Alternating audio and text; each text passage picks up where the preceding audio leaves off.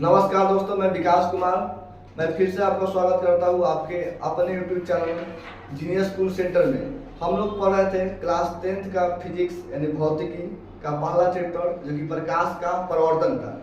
पहले वाले पार्ट में हम लोग पढ़ चुके थे प्रकाश के बारे में पूरा डीपली है, ठीक है। आज पढ़ेंगे प्रकाश का परावर्तन, ठीक है। अगर पहले वाले वीडियो आप लोग नहीं देखे हैं तो नीचे लिंक दिया गया है, डिस्क्रिप्शन में जाके देख सकते हैं, ठीक है।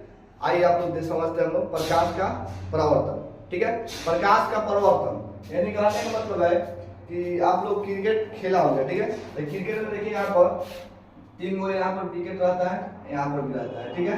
तो यहाँ पर देखिए कोई बॉल फेंकता है यहाँ पर पिच पर, यहाँ फिर इसका टकरा के वापस चल जाता है। तो ये क्या हुआ, बॉल का परावर्तन हो गया। या अब अगर गेंद खेलने के मन है, ठीक है, कोई व्यक्ति या कोई दोस्त नहीं मिलता है तो आप क्या करते हैं कि दीवार पर क्या बॉल लेते हैं, मारते हैं, फिर कैच करते हैं, यानी टकरा के का वापस आ गया। तो क्या हो गया, परावर्तन हो गया। यानी क्या हुआ, बॉल के परावर्तन। हम लोगों को पढ़ना क्या है, प्रकाश का परावर्तन। तो देखिए प्रकाश का परावर्तन क्या है, ठीक है। प्रकाश का परावर्तन यानी प्रकाश के किसी वस्तु से टकराकर लौटने को प्रकाश का परावर्तन कहते हैं, ठीक है। यानी प्रकाश के किसी वस्तु से टकराकर लौटने की घटना को प्रकाश का परावर्तन कहते हैं, ठीक है। अब आगे हम लोग समझेंगे, ठीक है। तो प्रकाश के परावर्तन आप लोग समझ गए होंगे, ठीक है। अब देखिए प्रकाश के परावर्तन हो गया। अब आगे कुछ महत्वपूर्ण बिंदु है उसको देखेंगे। देखिए एक होता है आपतित किरण, ठीक है। यानी किसी सतह पर पड़ने वाले प्रकाश के किरण को आपतित किरण कहते हैं। यानी किसी सतह पर पड़ने वाले किरण को क्या बोलते हैं, आपतित किरण। यहाँ पर देखिए यानी किसी सतह पर पड़ने वाले प्रकाश को किरण को आपतित किरण कहते हैं। अब हम लोग आगे टॉपिक देखेंगे। एक होता है आपतन बिंदु। आपतन बिंदु यानी जिस बिंदु पर आपतित किरण सतह से टकराती है उसे आपतन बिंदु कहते हैं, ठीक है। यानी कि जिस बिंदु पर आपतित किरण सतह से टकराती है उसे आपतन बिंदु कहते हैं। यहाँ पर देखा जाए फिगर में, तो देखिए जिस बिंदु पर आपतित किरण सतह से टकराती है उसको बोलते हैं आपतन बिंदु। यानी जिस बिंदु पर आपतित किरण सतह से टकराती है उसको आपतन बिंदु कहते हैं। यहाँ पर आपतन बिंदु यहाँ पर O है, ओके। आगे देखेंगे। अब है परावर्तित किरण। क्या है, परावर्तित किरण। तो किसी सतह से टकराकर उसी माध्यम में लौटने वाली किरण को परावर्तित किरण कहते हैं। यानी कि किसी सतह से टकराकर, ठीक है, उसी माध्यम में लौटने वाली किरण को परावर्तित किरण कहते हैं। यानी किसी सतह पर टकराकर, ठीक है, टकराकर फिर वापस लौटने वाले किरण का बोलेंगे परावर्तित किरण। यानी देखिए यहाँ पर आपतित किरण आया, ठीक, सतह है यहाँ पर, टकरा गया, फिर यहाँ पर लौटने वाले किरण को क्या बोलेंगे, परावर्तित किरण। एक बार और देखेंगे हम लोग डिफिनेशन। यानी किसी सतह से, ये सतह हो गया, ठीक है, टकरा गया यहाँ पर उसी माध्यम, यानी किस माध्यम से आया, उसी माध्यम, ठीक है, उसी माध्यम में लौटने वाले किरण को परावर्तित किरण कहते हैं। यहाँ पर देखिए कोई भी एक सतह है, यहाँ पर एक किरण आया, टकरा गया, फिर यहाँ पर उसी माध्यम में क्या हो गया, लौट गया। तो लौटने वाले जो किरण है उसको बोलते हैं परावर्तित किरण। यहाँ पर O भी क्या है, एक परावर्तित किरण है। आगे इसी तरह हम लोग देखेंगे। अब होता है अभिलंब। देखिए अभिलंब, यहाँ पर पहले समझेंगे हम लोग आपतन बिंदु, हम लोग समझ चुके हैं यहाँ पर आपतन बिंदु, ठीक है। अभिलंब क्या है, तो आपतन बिंदु पर डाला गया लंब को अभिलंब कहते हैं। देखिए यहाँ पर आपतन बिंदु यहाँ पर है ना, ठीक है। तो आपतन बिंदु पर डाला गया लंब को अभिलंब कहते हैं। यहाँ पर N और O एक अभिलंब है, यानी आपतन बिंदु पर डाला गया लंब को अभिलंब कहते हैं। यहाँ तक हम लोग समझ चुके हैं। अब आगे देखेंगे, ठीक है। आगे है आपतन कोण। क्या है, आपतन कोण। तो देखिए आपतित किरण, ठीक है, आपतन बिंदु पर खींचे गए अभिलंब से जो कोण बनाती है उसे आपतन कोण कहते हैं। बराबर समझेंगे। आपतित किरण आपतन बिंदु पर खींचे गए अभिलंब से जो कोण बनाती है उसे आपतन कोण कहते हैं। देखिए फिगर के माध्यम से समझिएगा। ये आपतित किरण आपतन बिंदु पर डाला गया अभिलंब से जो कोण बनाती है उसको आपतन कोण कहते हैं। ग्राफ समझेंगे।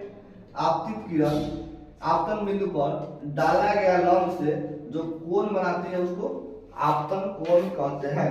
आपतन कोण को हम लोग आई से डिनोट किया जाता है। देखिए यहाँ पर आपतन कोण यहाँ पर इसको आई से डिनोट किया जाता है। ठीक है, यानी आपतन कोण को हम आई से डिनोट करते हैं यानी सूचित करते हैं। इसी तरह आगे एक है परावर्तन कोण। परावर्तन कोण क्या समझेंगे पूरा। यानी परावर्तित किरण आपतन बिंदु पर खींचे गए अभिलंब से जो कोण बनाती है उसे परावर्तन कोण कहते हैं। और आप समझेंगे परावर्तित किरण आपतन बिंदु पर खींचे गए अभिलंब से जो कोण बनाती है उसे परावर्तन कोण कहते हैं। परावर्तन कोण को आर से डिनोट किया जाता है, सूचित किया जाता है। यहाँ पर देखिए परावर्तन कोण कौन है। देखिए परावर्तित किरण यहाँ पर है, ये वाला। ठीक है, परावर्तित किरण आपतन बिंदु पर खींचा गया अभिलंब से जो कोण बना रही है उसी को बोलते हैं परावर्तन कोण। यहाँ पर देखिए परावर्तन कोण को हम लोग आर से सूचित किया जाता है। ठीक है, आप समझेंगे परावर्तित किरण, ठीक है, और आपतन बिंदु पर खींचा गया अभिलंब से जो कोण यहाँ पर बन रहा है उसी को परावर्तन कोण कहते हैं। फिर से एक बार पूरा समझेंगे हम लोग डीपली में। देखिए यहाँ जो सतह है एक समतल दर्पण हमने लिया है। ये क्या है? समतल दर्पण। समतल दर्पण है, ये जो होता है ना यहाँ पर इसको बोलते हैं परावर्तक सतह। यानी जहां पर प्रकाश आएगा ना यहाँ पर जिस पर पड़ेगा उसको क्या बोलेंगे? परावर्तक सतह। ये क्या हो गया हम लोग का? परावर्तक सतह। ठीक है, अब देखिए जो इन परावर्तक सतह पर आने वाले किरण जो होता है, आने वाले किरण को हम लोग आने वाले किरण को आपतित किरण कहते हैं। ठीक है, परावर्तक सतह पर जिस बिंदु पर आपतित किरण आकर टकराती है उसको आपतन बिंदु कहते हैं। ठीक है, अब यहाँ पर देखिए और टकरा कर जो वापस चल जा रहा है, देखिए जिस माध्यम से आया फिर आपतन बिंदु पर टकरा कर क्या हो रहा है फिर उसी माध्यम में क्या वापस चल रहा है। टकरा कर जो किरण वो फिर वापस चल जाता है उसको परावर्तित किरण कहते हैं। ठीक है, यहाँ पर कौन गया? ये परावर्तित किरण हो गई। ये देखिए यहाँ पर अब आगे देखेंगे आपतन बिंदु यहाँ पर जो है ना, ठीक है, आपतन बिंदु पर जो डाला गया लंब है उसको अभिलंब कहा जाता है। आपतन बिंदु पर डाला गया लंब को अभिलंब कहा जाता है। ठीक है, अब आगे देखिए ये आपतित किरण है और ये अभिलंब है। ठीक है, यानी आपतित किरण और आपतन बिंदु पर डाला गया लंब से जो कोण बनता है उसी को आपतन कोण कहते हैं। एक बार आप समझेंगे आपतित किरण और आपतन बिंदु पर डाला गया लंब से जो कोण बनता है उसको आपतन कोण कहते हैं। उसको क्या कहते हैं? आपतन कोण। ठीक है, आपतन कोण को आई से डिनोट किया जाता है। आपतन कोण को आई से डिनोट किया जाता है। इसी तरह से परावर्तन कोण का है परावर्तित किरण। ठीक है, परावर्तित किरण और आपतन बिंदु पर डाला गया लंब से जो कोण बनता है उसको बोलते हैं परावर्तन कोण। परावर्तन कोण को आर से डिनोट किया जाता है। ठीक है, इसी तरह हम लोग अब आगे देखेंगे। चलिए अब हम लोग आगे देखते हैं। ठीक है, एक बात याद रखिएगा कि प्रकाश का परावर्तन कभी भी अपारदर्शी वस्तु में ही होता है, पारदर्शी वस्तु में नहीं होता है। पारदर्शी में प्रकाश की किरण पार कर जाएगा। ठीक है, कभी भी प्रकाश का परावर्तन पारदर्शी माध्यम में नहीं होता है, अपारदर्शी माध्यम में होता है। ठीक है, यहाँ पर ध्यान दें। तो अगला टॉपिक हम लोग है प्रकाश के परावर्तन के नियम, यानी कि प्रकाश के परावर्तन के नियम किसे कहते हैं। ठीक है, तो प्रकाश की किरण यहाँ पर देखिएगा, प्रकाश की किरण किसी सतह पर पड़कर जिन नियमों को पालन करते हुए उस सतह से परावर्तित होती है तो उन नियमों को प्रकाश का परावर्तन कहते हैं। और आप समझेंगे। ठीक है, देखिए यहाँ पर इस सतह को है। ठीक है, सतह कौन सा होगा? अपारदर्शी होगा। ठीक है, यहाँ पर मान के चलिए कि समतल दर्पण है, पीछे कलई किया रहता है। ठीक है, कलई किया हुआ है कि पेंट किया हुआ है। ठीक है, तो देखिएगा प्रकाश की किरण, ठीक है, किसी सतह पर पड़कर जिस नियमों को पालन करते हुए परावर्तित हो जाती है उसी को बोलते हैं प्रकाश के परावर्तन के नियम। बात समझिए, प्रकाश की किरण किसी सतह पर पड़कर जिस नियमों को पालन करते हुए क्या होता है? परावर्तित हो जाती है, यानी वापस लौट जाती है तो उसी नियम को हम लोग बोलते हैं प्रकाश का परावर्तन के नियम। ठीक है, यानी प्रकाश की किरण इस सतह पर पड़कर जिन नियमों का पालन करते हुए उस सतह से परावर्तित होती है, उस नियम को प्रकाश के परावर्तन का नियम कहते हैं।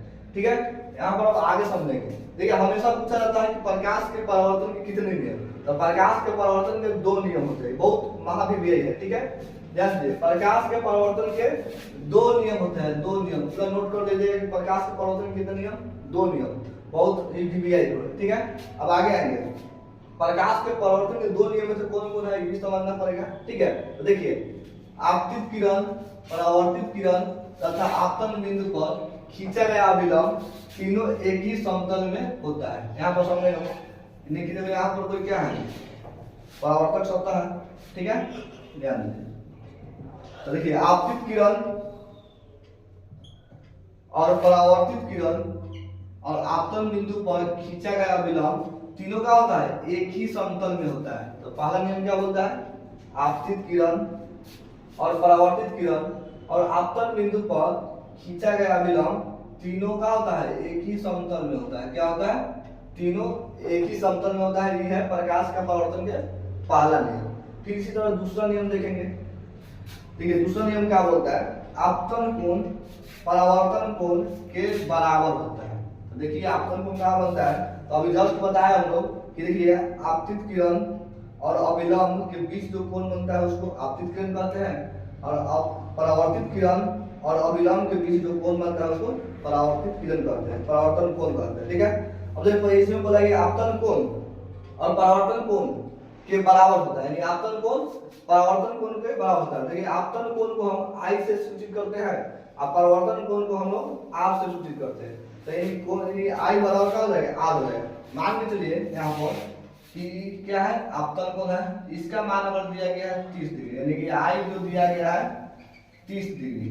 अब पूछ दिया जाए कि आर कितना होगा, यानी कि आपतन कोण का मान दिया हुआ है 30 डिग्री।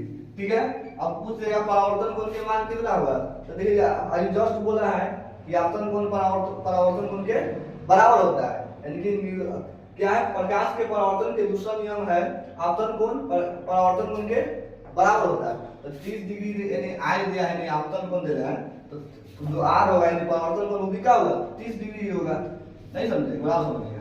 मान के चलिए कि आई यानी कि ये जो देखिए यहाँ पर अभिलंब, इसका जो मान दिया गया है, मान के चलिए कि 45 डिग्री दे रहे हैं। ठीक है, यानी कि आई का मान कितना दे रहे हैं, 45 डिग्री, और पूछ देगा उसमें क्या कि आर के मान कितना होगा, यानी परावर्तन कोण का मान कितना होगा।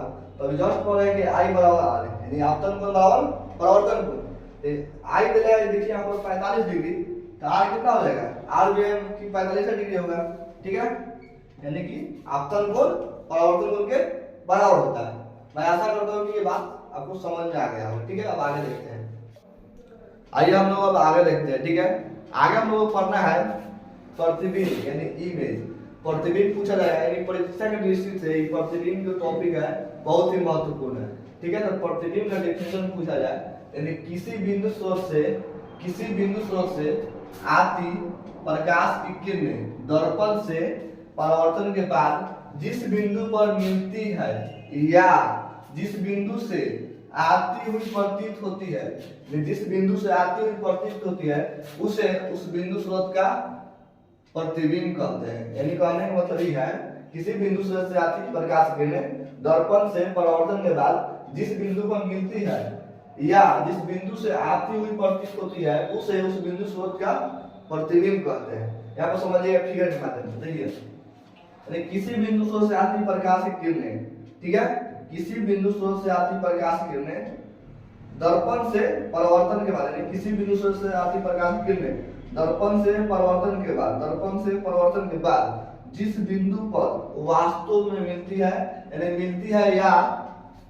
या आती हुई प्रतीत होती है, जिस बिंदु से यहाँ पर आती हुई प्रतीत होती है उसी को बोलते हैं प्रतिबिंब। बराबर समझेंगे हम लोग। ठीक है, यानी किसी बिंदु स्रोत से आती प्रकाश किरणें दर्पण से परावर्तन के बाद जिस बिंदु पर मिलती है या जिस बिंदु से आती हुई प्रतीत होती है उसे उस बिंदु स्रोत का प्रतिबिंब कहते हैं। जैसे मैं आपको समझाया, देखिए प्रतिबिंब बनने के लिए दो प्रकार की किरण की आवश्यकता होती है। ठीक है, दो किरण परावर्तन के बाद जिस बिंदु पर मिल जाएगा ना, यानी परावर्तन होगा और दोनों जिस बिंदु पर मिल जाएगा वहां पर क्या होता है, प्रतिबिंब बन जाता है। यानी कि किसी बिंदु स्रोत से आती प्रकाश की किरणें दर्पण से परावर्तन के बाद जिस बिंदु पर मिलती है या जिस बिंदु से आती हुई प्रतीत होती है, यहाँ पर कोई रहेगा, यहाँ पर व्यक्ति, तो यहाँ पे है कि यानी बिंदु से क्या होगा, आती हुई प्रतीत हो रही है, तो आती हुई प्रतीत होगा या मिलती है, वो क्या होगा, प्रतिबिंब कहलाएगा। ठीक है, अब प्रतिबिंब जो होता है दो प्रकार का होता है, प्रतिबिंब दो प्रकार के होते हैं। ठीक है, पहला है वास्तविक प्रतिबिंब, दूसरा है आभासी या कल्पनिक प्रतिबिंब। ठीक है, आभासी या कल्पनिक प्रतिबिंब, यानी कि इसका दूसरा नाम क्या है, कल्पनिक का नाम है, आभासी का दूसरा नाम कल्पनिक है। आभासी बोलिए या कल्पनिक बोलिए। ठीक है, प्रतिबिंब दो प्रकार के होते हैं, वास्तविक और आभासी प्रतिबिंब। अब देखेंगे कि वास्तविक प्रतिबिंब किसे कहते हैं। तो वास्तविक प्रतिबिंब पूछा जाएगा, देखिए किसी बिंदु स्रोत से आती प्रकाश की किरणें दर्पण से परावर्तन के बाद जिस बिंदु पर वास्तव में मिलती है उसे उस बिंदु स्रोत का वास्तविक प्रतिबिंब कहते हैं। यहाँ पर फिगर के माध्यम से, यानी किसी बिंदु स्रोत से आती प्रकाश की किरणें, देखिए यहाँ पर आ गया प्रकाश की किरण, यहाँ पर देखिए यहाँ पर। ठीक है, किसी बिंदु स्रोत से आती प्रकाश की किरणें दर्पण से, यहाँ दर्पण है, ये ऑटो दर्पण है। ठीक है, जब दर्पण पढ़ाएंगे तो और बेटर समझ में आएगा। ठीक है, यहाँ पर आगे पढ़ाने आगे दर्पण। ठीक है, तो किसी बिंदु स्रोत से आती प्रकाश की किरणें दर्पण से परावर्तन के बाद जिस बिंदु पर, देखिए यहाँ पर ऐसे आया, परावर्तन में कहा गया, इधर चले गया, ये भी ऐसे आया, परावर्तन में कहा गया, ऐसे, यहाँ पर दोनों कहाँ मिल रहा है, जिस बिंदु पर मिलती है, वास्तव में मिलती है, तो वास्तविक प्रतिबिंब कहलाएगा।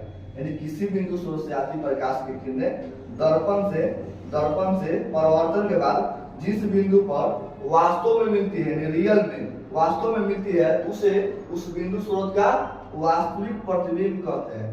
ठीक है, फिगर में एक बार समझ लीजिएगा आप लोग। देखिए यहाँ पर देखो प्रकाश किरण आया, ठीक है, यहाँ पर भी आया, ये ऑप्टो दर्पण है, ये परावर्तन हो गया, यहाँ से क्या हो गया, टकराए क्या हो गया, परावर्तन हो गया, यहाँ पर भी क्या हो गया, परावर्तन हो गया। तो दोनों किरण परावर्तन के बाद जहाँ मिलेगा ना, तो देखिए यहाँ पर मिल जा रहा है, ये फोकस होता है, ये होता है वक्ता केंद्र, ये होता है ध्रुव। ठीक है, ये फोकस हो गया, तो फोकस पर दोनों आगे क्या मिल जा रहा है, तो यहाँ पर क्या प्रतिबिंब बन रहा है। तो कौन सा प्रतिबिंब कहलाएगा, वास्तविक प्रतिबिंब। यानी किसी बिंदु स्रोत से आती प्रकाश की किरणें दर्पण से परावर्तन के बाद जिस बिंदु पर वास्तव में मिलती है, वास्तव में, तो वास्तविक प्रतिबिंब कहलाएगा।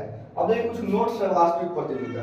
वास्तविक प्रतिबिंब को पर्दे पर प्राप्त किया जा सकता है, यानी वास्तविक प्रतिबिंब को हम लोग पर्दा पर प्राप्त किया जा सकता है, यानी पर्दा पर प्राप्त कर सकते हैं। दूसरे का जो नोट्स है इसका, वास्तविक प्रतिबिंब वस्तु की अपेक्षा हमेशा उल्टा होता है। यानी वास्तविक प्रतिबिंब होगा, ठीक है, वस्तु की अपेक्षा क्या होगा, हमेशा उल्टा होगा। यानी वास्तविक अगर मान लीजिए कोई वस्तु ऐसा है तो उसका प्रतिबिंब क्या बनेगा, उल्टा बनेगा। ठीक है, अब हम लोग दूसरी का जो टॉपिक है ये देखेंगे, आभासी प्रतिबिंब किसे कहते हैं, तुरंत देखेंगे। ठीक है, आगे देखिएगा। हम लोग वास्तविक प्रतिबिंब को पूरे विस्तार से पढ़ चुके हैं, यानी वास्तविक प्रतिबिंब को पूरे विस्तार से पढ़ लिए। यानी मैं आशा करता हूँ आपको ये ना, यानी वास्तविक प्रतिबिंब आपको समझ में आ चुका है। इसी तरह हम लोग पढ़ेंगे कल्पनिक या आभासी प्रतिबिंब। ठीक है, कल्पनिक या आभासी प्रतिबिंब, यानी प्रतिबिंब के दो प्रकार होते हैं, इसमें आप पढ़िए वास्तविक प्रतिबिंब। ठीक है, दूसरी का पढ़ना है, इसका प्रकार जो है कल्पनिक या आभासी प्रतिबिंब। यानी कल्पनिक या आभासी प्रतिबिंब किसे कहते हैं, यानी कल्पनिक या आभासी प्रतिबिंब। ठीक है, तो आपको बोलना पड़ेगा। ठीक है, देखिए यहाँ पर किसी बिंदु स्रोत से आती, यानी किसी बिंदु स्रोत से आती प्रकाश के किरणें दर्पण से परावर्तन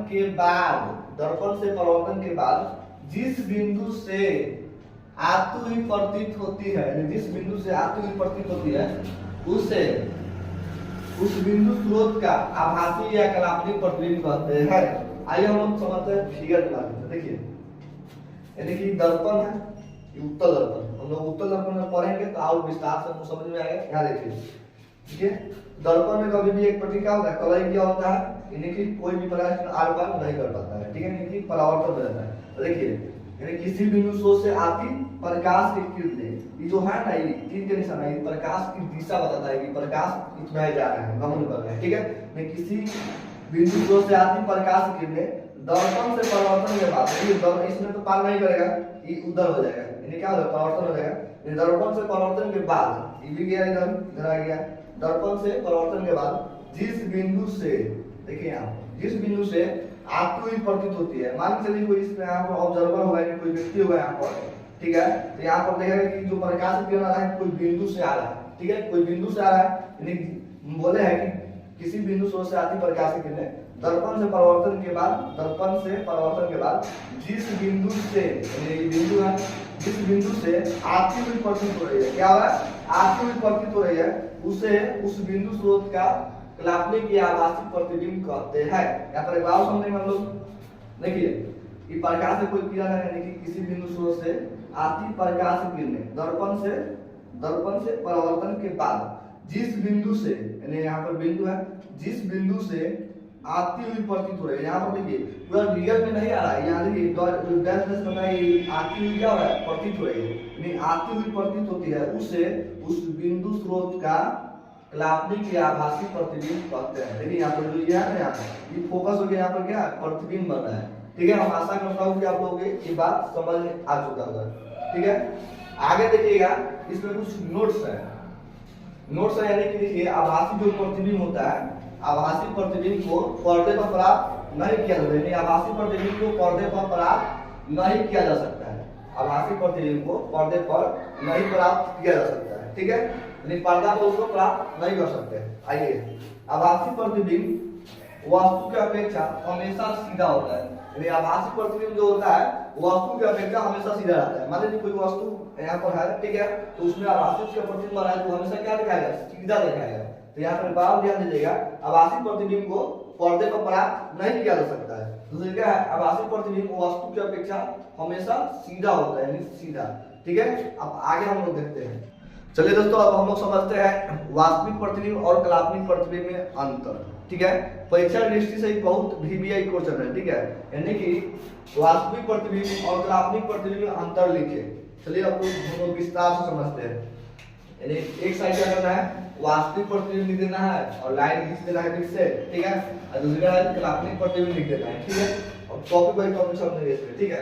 तो वास्तविक और कलात्मक लिख देना है, बीच में लाइन खींच देना है, ठीक है। देखिए पहला जो अंतर है, वास्तविक प्रतिबिंब जो होता है, यानी कि वास्तविक प्रतिबिंब जो होता है यह वास्तविक घटांक से बनता है, वास्तविक प्रतिबिंब वास्तविक घटांक से बनता है, यानी कि यह वास्तविक घटांक से बनता है। इस तरह इसका देखेंगे तो यह काल्पनिक घटांक से बनता है, यानी कि काल्पनिक प्रतिबिंब काल्पनिक घटांक से बनता है। यहाँ पर देखिए ये वास्तविक प्रतिबिंब यहाँ पर बना है, तो देखिए यहाँ पर गया इसे प्रकाश की किरणें परावर्तन के बाद यहाँ पर देखिए, यहाँ पर यानी वास्तविक घटांक यानी पूरा रियल यहाँ पर जाके लड़ गया है, ठीक है। यानी कि क्या हो रहा है, वास्तविक घटांक से क्या होता है, वास्तविक प्रतिबिंब बनता है। इसमें देखिए यहाँ से प्रकाश के किरणें गया, इधर आ गया, फिर इधर गया, परावर्तन इधर आ गया, तो यहाँ पर कभी मिलेगा नहीं, ना मिलेगा, तो यहाँ पर आभास कराया जाता है, कल्पना करा जाता है कि यहाँ पर कोई प्रकाश की किरण उधर से यहाँ पर मिला हुआ है, यानी कि जो होता है ना, यह काल्पनिक घटांक से क्या काल्पनिक प्रतिबिंब बनता है। तो देखिए यहाँ पर कल्पना यानी डॉट डॉट से दर्शाया जाता है, यानी कि आभास कराया जाता है, यानी कल्पना किया जाता है कि कोई प्रकाश किरण ये बिंदु से आ रहा होगा, ठीक है। यानी कि यह वास्तविक घटांक से बनता है वास्तविक प्रतिबिंब, यहाँ पर देख लिया हम लोग, यह काल्पनिक घटांक से बनता है काल्पनिक प्रतिबिंब, जो कि डॉट डॉट से दर्शाया गया है, ठीक है। अब आगे देखेंगे दूसरा जो टॉपिक है इसका, दूसरा अंतर, वास्तविक प्रतिबिंब को पर्दे पर प्राप्त किया जा सकता है, यानी वास्तविक प्रतिबिंब को ना पर्दे पर प्राप्त किया जा सकता है, लेकिन इसमें काल्पनिक प्रतिबिंब को पर्दे पर प्राप्त नहीं किया जा सकता है। वास्तविक प्रतिबिंब को पर्दे पर प्राप्त किया जा सकता है, लेकिन काल्पनिक प्रतिबिंब को पर्दे पर प्राप्त नहीं किया जा सकता है। बराबर लिखिएगा, वास्तविक प्रतिबिंब को पर्दे पर प्राप्त किया जा सकता है, लेकिन काल्पनिक प्रतिबिंब को पर्दे पर प्राप्त नहीं किया जा सकता है। फिर अगला देखेंगे थर्ड नंबर, आप लोग भी लाइन से यहाँ पर यानी कि 1 2 नंबर देख लीजिए। तीसरा जो है हम लोग का अंतर, वास्तविक प्रतिबिंब दर्पण के आगे बनता है, यानी वास्तविक प्रतिबिंब दर्पण क्या होता है, आगे बनता है। देखिए आप लोग जैसे मैं यहाँ पर दर्पण है, यहाँ दर्पण के क्या हो रहा है, आगे बन रहा है, यहाँ पे बना है दर्पण के आगे, तो वास्तविक प्रतिबिंब दर्पण के आगे बनता है, और काल्पनिक प्रतिबिंब दर्पण के पीछे बनता है। काल्पनिक प्रतिबिंब दर्पण के पीछे बनता है, यहाँ पर देखिए, यहाँ दर्पण है, दर्पण के पीछे है, यानी यहाँ पर प्रतिबिंब बना हुआ है, ठीक है। ये जो दर्पण है उसके क्या हुआ है, पीछे बना है, यानी कि काल्पनिक प्रतिबिंब दर्पण के पीछे बनता है, पीछे, ठीक है। अब आगे देखेंगे, वास्तविक प्रतिबिंब वस्तु की अपेक्षा हमेशा उल्टा होता है, वास्तविक जो प्रतिबिंब होता है वस्तु की अपेक्षा हमेशा उल्टा होता है, ठीक है। काल्पनिक प्रतिबिंब, इसमें देखेंगे 4 नंबर, कलात्मक प्रतिबिंब वस्तु की अपेक्षा हमेशा सीधा बनता है, यानी कलात्मक जो प्रतिबिंब होता है वो वस्तु की अपेक्षा हमेशा सीधा बनता है। ठीक है, आप लोग समझ गए होंगे, मैं आशा करता हूँ।